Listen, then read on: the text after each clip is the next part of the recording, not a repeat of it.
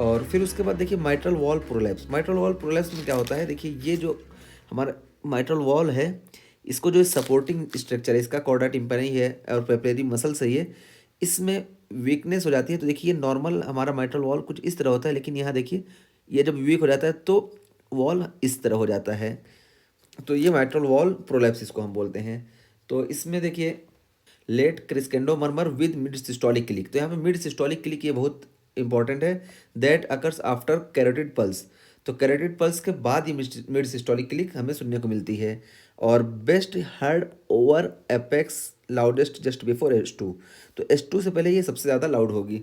और ऐसा क्यों होता है, तो यहाँ पे देखिए क्योंकि जब ये मसल्स वीक हो जाएंगी तो इसकी वजह से जब वेंट्रिकल कॉन्ट्रैक्ट करेंगी तो ये अचानक इधर चला जाएगा, और जितनी ये कॉन्ट्रैक्ट करेंगी उतना ज़्यादा ये वॉल फ्री हो जाएगा और उतना ज़्यादा यहाँ पे मरमर होने की गुंजाइश रहती है। इसलिए देखिए मिड सिस्टोलिक क्लिक पैदा होगी, उसके बाद फिर जितना ये S2 के करीब जाएगा उतना इसमें इसकी फ्रीक्वेंसी या इसके लाउडनेस बढ़ती जाएगी। तो यही यहाँ पे दिया गया है कि best year over apex. Apex में सबसे ज़्यादा ये सुना जाएगा। Loudest just before S2। से पहले ये सबसे ज़्यादा तेज़ आवाज़ आएगी इसमें। और यूजुअली बिनाइन, ये बिनाइन होता है mostly, but can predispose to infective endocarditis. लेकिन ये इन्फेक्टिव एंडोकार्डाइटिस से भी होगा। और can be caused by rheumatic fever. Rheumatic fever से भी होगा।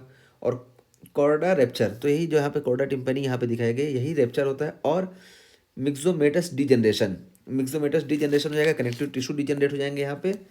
तो और ये क्या है, प्राइमरी और secondary to connective tissue disease. Connective tissue disease जब हो जाएगी तो यहाँ पे होगा। मोस्टली कॉज क्या है, कॉर्डा टिम्पनी कमज़ोर हो जाएगी या ब्रेक हो जाएगी, ये मोस्ट है। लेकिन मिक्सोमेटस डिजनरेशन से भी माइट्रल वॉल प्रोलैप्स देखने को मिलता है। और फिर यहाँ पे देखिए मिड सिस्टोलिक क्लिक जो होगी ये due to sudden tensing of chordae tendineae as mitral leaflet prolapse into left atrium. तो यही हमने यहाँ पे दिखाया कि अचानक माइट्रल लीफलेट जो है ये लेफ्ट एट्रियम में प्रोलैप्स कर जाएंगे। तो यहाँ पे यही बताया गया है। और उसके बाद फिर क्या है, chorda cause crescendo with click, ये यहाँ पे निमोनिक बताया गया। और उसके बाद लास्ट जो है सिस्टोलिक मर्मर वो है वेंट्रिकुलर सेप्टल डिफेक्ट। तो वेंट्रिकुलर सेप्टल डिफेक्ट जब हो जाएगा तो देखिए पूरे कार्डियक साइकिल में चलेगा S1 से S2 में। तो ये पूरे वेंट्रिकुलर सिस्टोल में ये चलेगा S1 से S2, जब तक पूरा प्रोड्यूस होगा तब तक ये चलेगा। तो देखिए holosystolic harsh sound murmur loudest at tricuspid area. Tricuspid area में सबसे ज़्यादा हो जाएगा। और ये कंजेनाइटल होता है, हम जानते हैं वेंट्रिकुलर सेप्टल डिफेक्ट ये कंजेनाइटल है।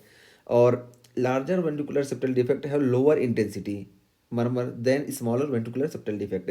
ये जितना पतला होगा उतना ही ज़्यादा इंटेंसिटी होगी, क्योंकि उतना ही ज़्यादा यहाँ से प्रेशर होगा। और अगर ये लार्जर हो गया वेंट्रिकुलर सेप्टल डिफेक्ट तो इसकी इंटेंसिटी कम हो जाएगी, क्योंकि यहाँ से प्रेशर कम हो जाएगा।